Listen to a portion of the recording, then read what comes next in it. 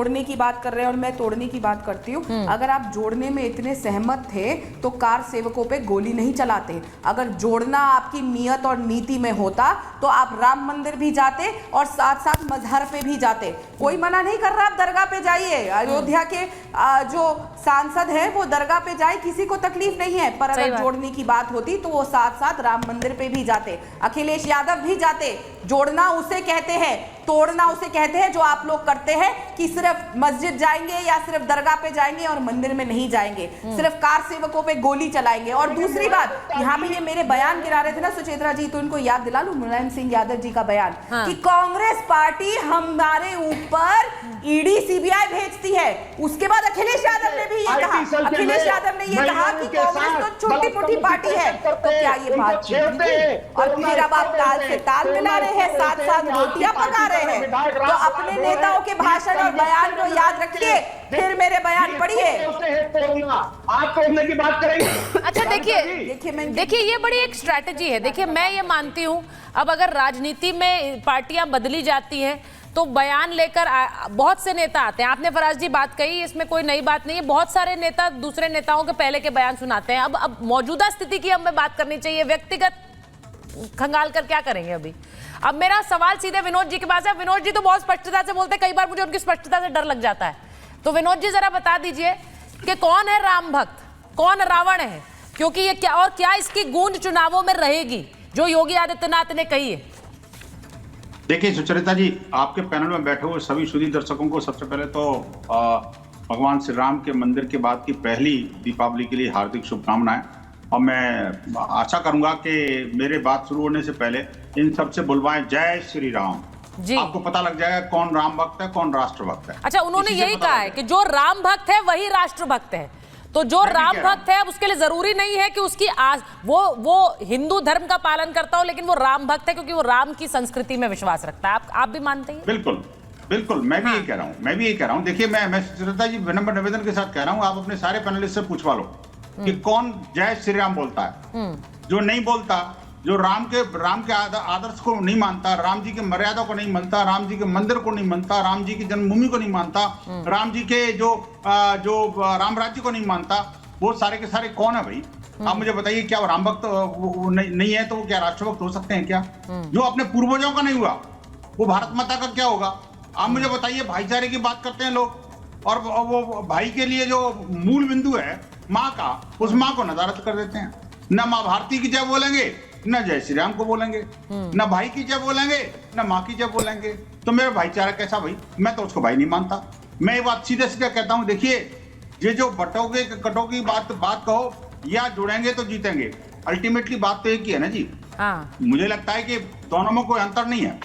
आखिरकार अखिलेश जी ने ये नारा दे करके एक बात को स्पष्ट कर दिया कि हाँ, कहीं ना कहीं बटाव वो खटाव तो हो रहा था, कोई काट तो रहा था, इसीलिए उन्होंने कहा कि जुड़ेंगे तो जीतेंगे, यानी जुड़ जाओ। अब प्रश्न ये है कि किसको जोड़ रहे हैं, कौन काट रहा है, ये एक बिंदु है। तो मुझे पता है कि पूरा देश और आपको सीधी दर्शक अच्छी तरह जानते हैं कि यही समाजवादी पार्टी है जिसका नाम बाद में नवाजवादी पार्टी की पड़ा। वो इसलिए चूंकि इन्होंने नियत राम भक्तों को मरवाया। इन्होंने जो अपने शासन के अंदर एक जिहादी मानसिकता, क्या कहा आपने? समाजवादी पार्टी का नाम नमाजवादी पार्टी हो गया? बिल्कुल, निश्चित रूप से नमाजवादी पार्टी में कहता हूँ, अब तो वो उसका जिहादवादी पार्टी हो गई है। धीरे धीरे करके जो है ना, जिसका जो चाल चरित्र और चेहरा है ना जी, उनके अंदर जो चुनावी कंपोजिशन है, उसको देख लीजिए आप। आज देखिए 9 सीटों पर चुनाव है और 9 में से कितने वहां पर जो नमाजवादी लोग रखे हैं उन्होंने, जरा पूछिए, आंकड़े देख लीजिए। नहीं, फिर ये वाला हमला तो देखिए, ये वाला हमला तो फिर बीजेपी पर भी होता है कि भाई कितने सीटों पर आपने मुस्लिम उम्मीदवार उतार दिए। देखिए वो वाला हमला तो वहां भी होता है, तो इससे तो बची जाइए आप। नहीं, मैं मुस्लिम उम्मीदवार की बात नहीं कर रहा, मैं तो बात कर रहा हूँ नमाजवादी उम्मीदवारों की। मैं बात कर रहा हूँ, देखिए बात ये है कि ये मैं कहता हूँ, फिर फराज किदवई जी से पूछ लो, जय श्री राम बोलेंगे क्या इनकी पार्टी? आप पूछ लीजिए।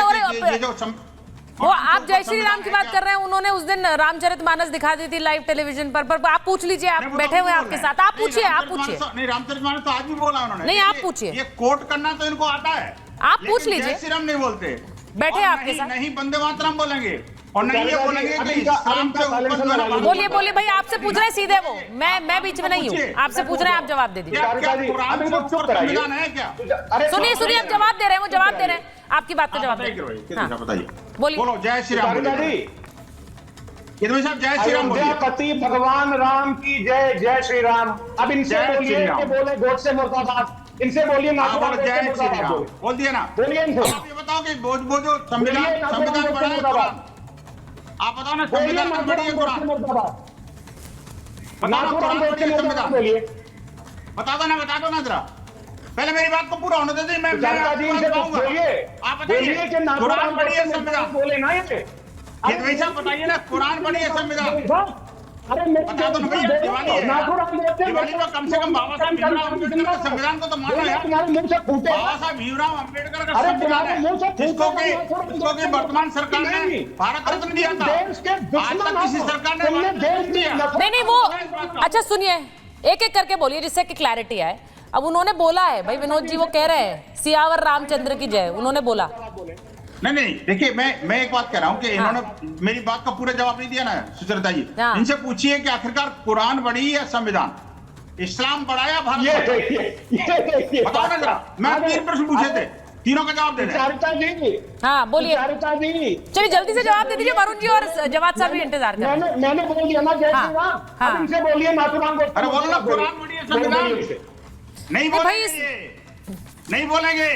अरे भाई ये तो रामचरितमानस को फटवाने वाले हैं। सुचारिता जी देखा आपने इनका चरित्र, इनका काला चरित्र देखा।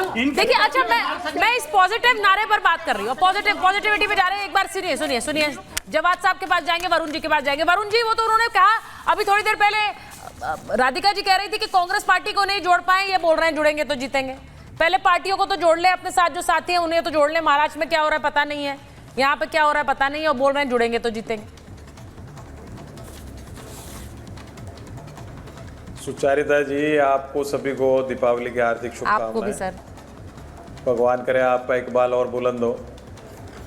देखिए जो अभी तक चर्चा सुनी मैंने, उसमें श्री राम एक ऐसे चरित्र हैं जिनका व्यापक स्वरूप है। आम आदमी उसका चित्रण नहीं कर सकता है, व्याख्या नहीं कर सकता। लेकिन ये जरूर है, उनको मानते मर्यादा पुरुषोत्तम, तो मर्यादाओं का आचरण हमको पालन करना चाहिए, मर्यादित आचरण का पालन करना चाहिए।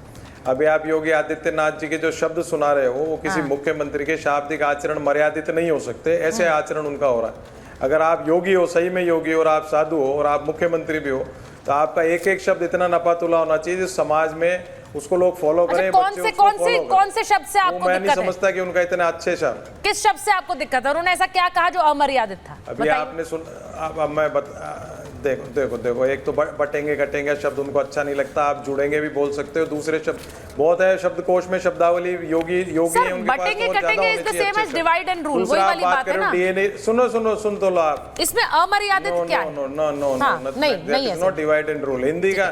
हिंदी के शब्द जो हैं, हिंदी शब्द जो हैं वो मुख्यमंत्री के बिल्कुल मर्यादित होने चाहिए। दूसरा जो DNA शब्द की बात, हाँ।